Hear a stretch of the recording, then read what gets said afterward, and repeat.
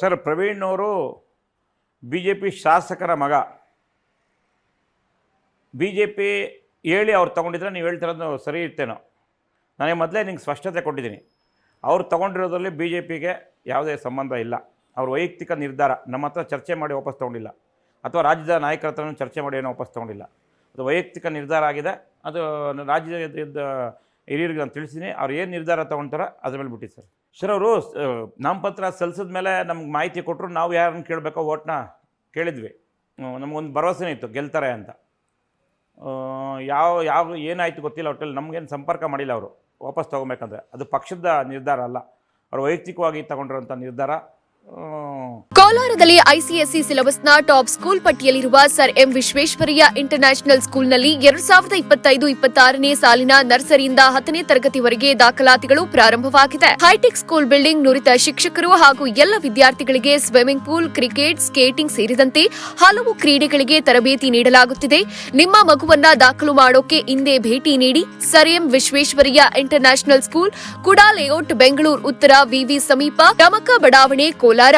ವಾಪಸ್ ತೊಗೊಂಡಿದ್ದು ಏನಕ್ಕಂತ ನನಗೆ ಗೊತ್ತಿಲ್ಲ ಸರ್. ಅದ್ರ ಬಗ್ಗೆ ಇಲ್ಲ ಚರ್ಚೆ ಅಂತೂ. ವಾಪಸ್ ತೊಗೊಂಡಿದ್ದು ನಂಗೆ ರಾಜ್ಯದಿಂದ ಸಾಕಷ್ಟು ವರಿಷ್ಠರು ಫೋನ್ ಹಾಕಿದ್ರು, ಏನಾಯಿತು ಎತ್ತಾಯಿತು ಅಂತ. ಏನು ನಡೀತಿದೆ ಕೋಲಾರದಲ್ಲಿ ಅದು ಸಂಪೂರ್ಣ ಮಾಹಿತಿ ನಮ್ಮ ವರಿಷ್ಠರಿಗೆ ಕೊಟ್ಟಿದ್ದೀನಿ. ರಾಜ್ಯಾಧ್ಯಕ್ಷರಿಂದ ಹಿಡಿದು ಅಶ್ವಥ್ ನಾರಾಯಣ್ ಫೋನ್ ಮಾಡಿದರು. ಇನ್ನು ಸಾಕಷ್ಟು ಜನ ಫೋನ್ ಮಾಡಿದರು ರಾಜ್ಯದಿಂದ.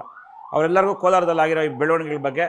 ಯಾಕೆ ನಮಗೊಂದು ಆಶಾಭಾವನೆ ಇತ್ತು, ಈ ಒಂದು ಪ್ರವೀಣ್ ಯೂತು ಒಳ್ಳೆ ಹುಡುಗ, ಮುಂದೆ ಭವಿಷ್ಯ ಇದೆ, ಅವನ್ನ ಗೆಲ್ಸೋಣ, DCC ಬ್ಯಾಂಕಲ್ಲಿ ನಮ್ಮದು ಒಂದು ಇದಿರಲಿ ಅಂತ, ಯಾಕೆಂದರೆ ಜನಗಳಿಗೆ ಒಳ್ಳೇದಾಗುತ್ತೆ ಅಂತ. ಬಟ್ ಯಾವ ವಿಷಯಕ್ಕೆ ಅವರು ವಾಪಸ್ ತೊಗೊಂಡ್ರೆ ನನಗಂತೂ ಮಾಹಿತಿ ಇಲ್ಲ. ಅದು ನನಗೆ ಮಾಹಿತಿನೂ ಕೊಟ್ಟಿಲ್ಲ. ಅವರು ವಾಪಸ್ ತೊಗೊಂಡಿದ್ದಾರೆ. ಅದು ಸ್ವಲ್ಪ ನಮಗೆ ನಿರಾಶೆ ಆಯಿತು. ಸತ್ಯ, ಅದು ನಿರಾಶೆ ಆಗಿದ್ದು. ಈ ಸಂಪೂರ್ಣವಾದ ಮಾಹಿತಿ ರಾಜ್ಯ ನಾಯಕರಿಗೆ ತಿಳಿಸಿದ್ದೀನಿ ಸರ್. ಅದು ಪಕ್ಷ ಅಂದರೆ JDS ನಾವು ಸೇರಿ ಹಾಕಿದ್ದೀವಿ. ಸಾಕಷ್ಟು ಪ್ರಯತ್ನಗಳು ನಡೀತದೆ. ಈ ಕಾಂಗ್ರೆಸ್ ಏನು ಮಾಡ್ತದೆ, ಅಧಿಕಾರನ ದುರ್ಬಳಕೆ ಮಾಡಿಕೊಂಡು. ನೋಡಿ, ಇವತ್ತು ನಾಳೆ ಎಲೆಕ್ಷನ್ಸ್ ಇದೆ 28. ಇವತ್ತು DCC ಬ್ಯಾಂಕ್ ಮೇಲೆ ಲೋಕಾಯುಕ್ತ ದಾಳಿ, ಬೆಳಲಿ ಗೌಂಡ್ರ ಮೇಲೆ ದಾಳಿ ಎಲ್ಲ ಮಾಡಲಿ. ಲೋಕಾಯುಕ್ತಗೆ ಸಂಪೂರ್ಣ ಅಂತ ಅಧಿಕಾರ ಕೊಟ್ಟಿದ್ದೆ ಮಾಡಲಿ. ಬಟ್ ಈ ಟೈಮಲ್ಲಿ ಮಾಡೋದು ಅಧಿಕಾರ ದುರ್ಬಳಕೆ ಆಗಲ್ವಾ? ಮತ್ತು ಇವ್ರು ತುಂಬ ದುಡ್ಡಲ್ಲೇ ಎಲ್ಲ ಕಾಂಗ್ರೆಸ್ ಅವರು ಇವತ್ತು ಏನು ವೋಟರ್ಸ್ನ ಕೊಂಡ್ಕೊಳೋದು, ಭಯ ಇಕ್ಸೋದು, ಕೇಸ್ ಹಾಕ್ತೀನಿ, ನೀನು ನಮ್ಮ ಕಡೆ ಬಂದ್ಬಿಡೋದು, ಈ ಥರ ನಡೀತಾರೆ. ಇದು ತುಂಬ ದಿವಸ ನಡೆಯಲ್ಲ. ಯಾಕಂದರೆ ಅಧಿಕಾರದಲ್ಲಿ ಅಂದ್ಬಿಟ್ಟು ತುಂಬ ಪ್ರಚಾರಕ್ಕೆ ಒತ್ತು ಕೊಟ್ಟು ದರ್ಪ ದೌರ್ಜನ್ಯ ಮಾಡಿದ್ದು ಉಳಿದಿರೋಂಥ ನಾಯಕರನ್ನ ನೋಡೇ ಇಲ್ಲ.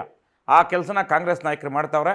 ಖಂಡಿತವಾಗಿ ನಾವೇನು ಹಾಕಿದ್ದೀರಿ ನಮ್ಮ ಕ್ಯಾಂಡಿಡೇಟ್ಸು JDS BJP, ಖಂಡಿತವಾಗಿ ನಮಗೆ ಒಳ್ಳೆಯ ಆಶಾಭಾವನೆ ಇದೆ. ಒಳ್ಳೆ ರಿಸಲ್ಟ್ ಓರಿಯೆಂಟೆಡ್ ಆಗ್ತದೆ ಅಂದ್ಬಿಟ್ಟು ಜನ ನೋಡ್ತಾ ಇದ್ದಾರೆ. ಇವ್ರು ಮಾಡ್ತಾರೆ ಅಂಥ ಕೆಲಸಗಳು. ಖಂಡಿತವಾಗಿ ನಾವು ಇದರಲ್ಲಿ ಯಶಸ್ಸು ಕಾಣಿಸ್ತೀವಿ ಸರ್.